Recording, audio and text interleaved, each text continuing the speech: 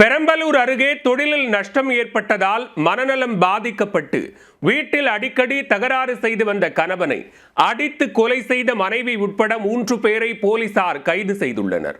கொலை செய்துவிட்டு எதுவுமே தெரியாதது போல சடலத்தின் முன்பு அழுது நாடகமாடிய மனைவி சிக்கியது எப்படி?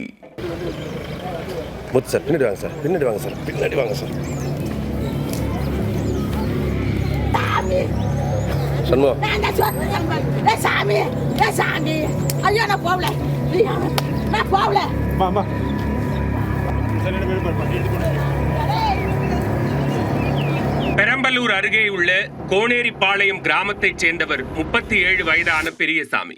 பொறியியல் பட்டதாரியான இவரது மனைவி சுகந்தி.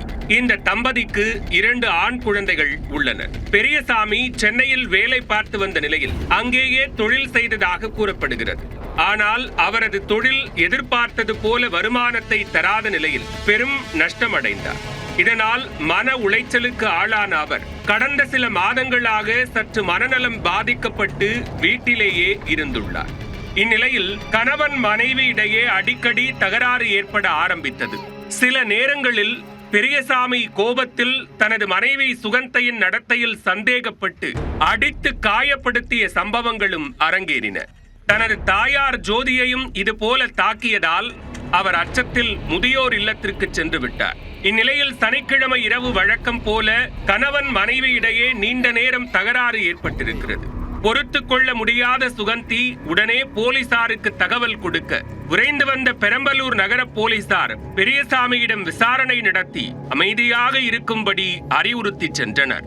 ஆனாலும் ஆத்திரம் அடங்காத பெரியசாமி தனது மனைவி சுகந்தியை 1 மாதத்திற்குள் கொலை செய்து விடுவதாகவும் அதற்குண்டான ஏற்பாடுகளை செய்து வைத்திருப்பதாகவும் கூறி மிரட்டி இருக்கிறார். பயந்து போன சுகந்தி இது குறித்து தனது தந்தை மற்றும் சகோதரரிடம் தெரிவிக்க நொச்சியம் கிராமத்திலிருந்து சுகந்தியின் அப்பா சுந்தரராஜ், தம்பி சுரேஷ் ஆகியோரும் வந்துள்ளனர். இதனைத் தொடர்ந்து வழக்கம் போல ஊருக்கு அருகே உள்ள தனது வயலில் இருக்கும் கொட்டகையில் படுத்து உறங்குவதற்காக அன்றிரவு பெரியசாமி சென்று விட்டார். சுகந்தியும் வழக்கம் போல ஊருக்குள் உள்ள அவரது வீட்டில் உறங்கியுள்ளார். மறுநாள் காலை வயல்வெளி வழியாக சென்றவர்கள் பெரியசாமி தலையில் பலத்த காயங்களுடன் இரத்த வெள்ளத்தில் கொடூரமாக கொலை செய்யப்பட்டு கிடந்ததை பார்த்து அதிர்ந்து போயினர். உடனே அவர்கள் போலீசாருக்கு தகவல் தெரிவிக்க விரைந்து வந்த போலீசார் மோப்பனாய் பைரவா மற்றும் கைரேகை நிபுணர்களை வரவழைத்து தடயங்களை சேகரித்தனர். பெரியசாமியின் மனைவி சுகந்தி உடலருகே தனது 2 குழந்தைகளோடு நின்றபடி கண்ணீர் விட்டு கதறி அழுதார். நடந்தது குறித்து சுகந்தியிடம் கேட்டபோது சம்பவம் குறித்து தனக்கு எதுவும் தெரியாது என்று கூறியிருக்கிறார். அவங்க வந்துட்டு இப்போ நாங்கள் நடந்ததெல்லாம் சொன்னோம், இங்கே இருக்காதம்மா உன்னை தான் கொலை பண்ணுறேன்னு சொல்லியிருக்காங்கல்ல, கிளம்பு உங்கள் அப்பாவோட தம்பியோட கிளம்புன்னு சொன்னாங்க. நான் வந்துட்டு இந்த நைட்டு நேரத்தில் எதையும் எடுக்காமல் பிள்ளைங்களுக்கு தேவையானதான் எதுவும் எடுக்காமல் எப்படி போகிறேன்னு சொல்லிட்டு நான் நைட்டு இங்கேயே ஸ்டே பண்ணிக்கிட்டேன் சார். சனிக்கிழமை இரவு சுகந்தியின் தந்தை சுந்தர்ராஜ் மற்றும் சகோதரர் சுரேஷ் ஆகியோர் கோனேரிப்பாளையம் வந்த தகவலும் போலீசாருக்கு தெரிய வந்தது.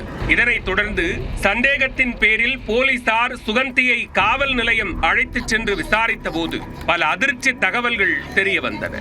தனது கணவர் நாள்தோறும் தொல்லை செய்து கொண்டே இருந்ததால் அவரை சாதாரணமாக அடித்து கை கால்களை உடைத்து போடுமாறு தனது தந்தை மற்றும் சகோதரரிடம் கூறியிருக்கிறார். ஆனால் அவர்களோ தூங்கிக் கொண்டிருந்த பெரியசாமி மீது இரும்பு ராடால் பலமாக தாக்கியுள்ளனர். இதில் அவர் மண்டை உடைந்து அதிக ரத்தம் வெளியேறி சம்பவ இடத்திலேயே உயிரிழந்து விட்டார். எதிர்பாராமல் இந்த சம்பவம் நடந்து விட்டதால் வேறு வழியின்றி எதுவும் தெரியாதது போல தான் நடித்ததாக சுகந்தி போலீசாரிடம் தெரிவித்துள்ளார். சுகந்தியின் தந்தை சுந்தரராஜ், தம்பி சுரேஷ் ஆகியோரை கைது செய்த போலீசார் மூவரிடமும் தொடர்ந்து விசாரணை நடத்தி வருகின்றனர். இதனிடையே மகனின் சடலத்தை பார்த்து பெரியசாமியின் தாயார் ஜோதி கதறி அழுத காட்சிகள் காண்போரை கண்கலங்கச் செய்தது.